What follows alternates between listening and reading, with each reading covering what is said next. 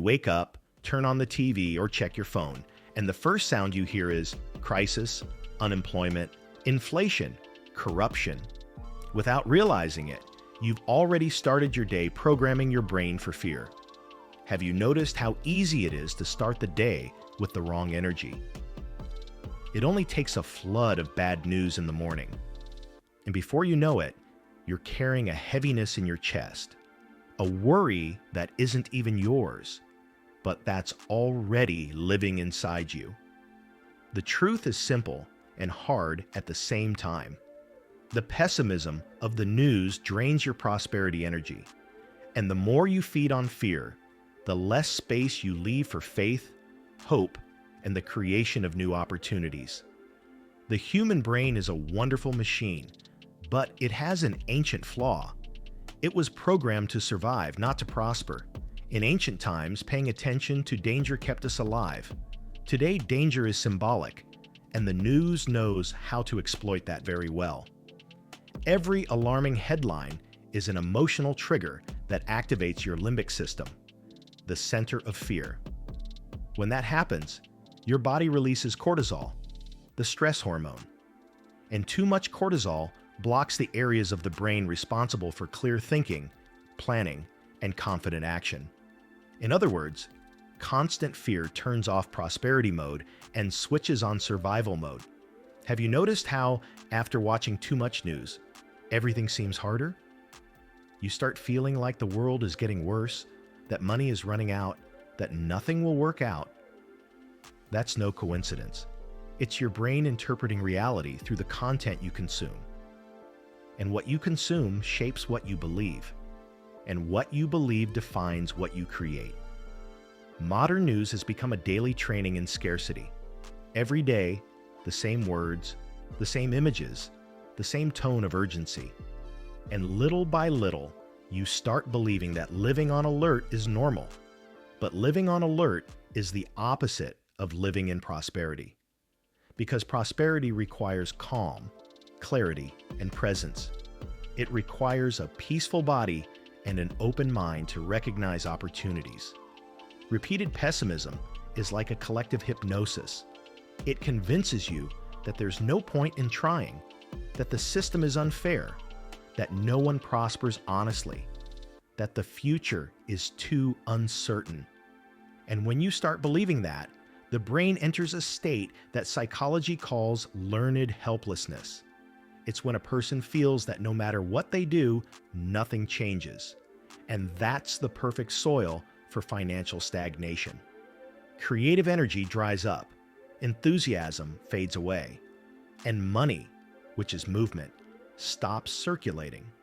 Neuroscience explains that the brain seeks to repeat what's familiar, even if what's familiar is bad. If you get used to the heavy energy of the news, that energy becomes your normal.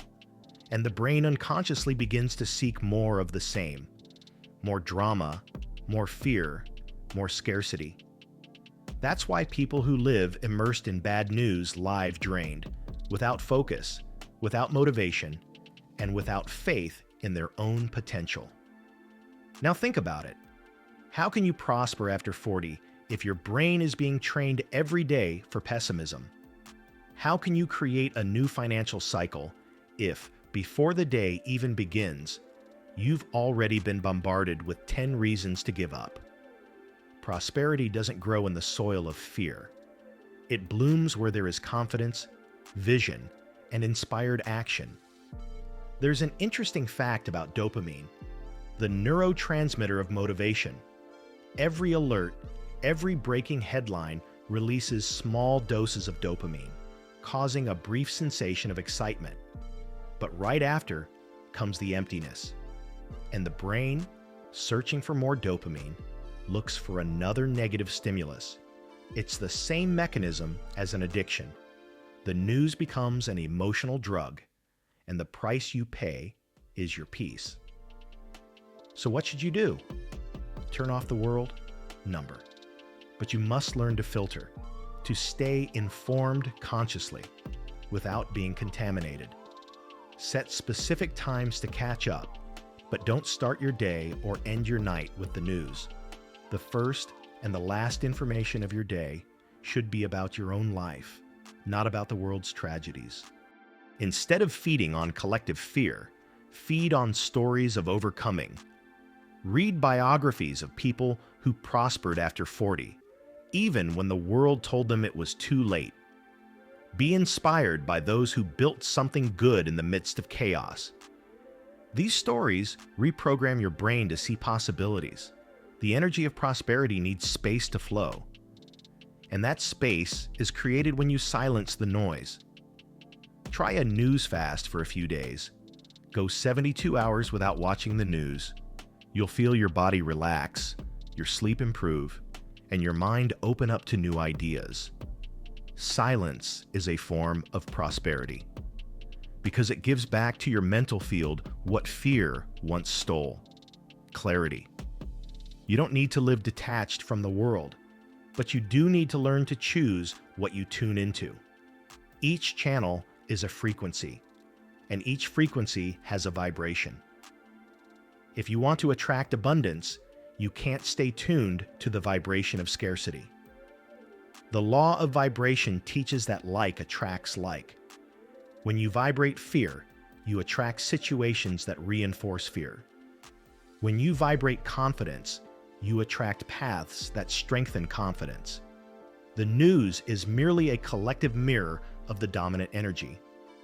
But you can choose which mirror you want to look into. Spirituality teaches us the same truth.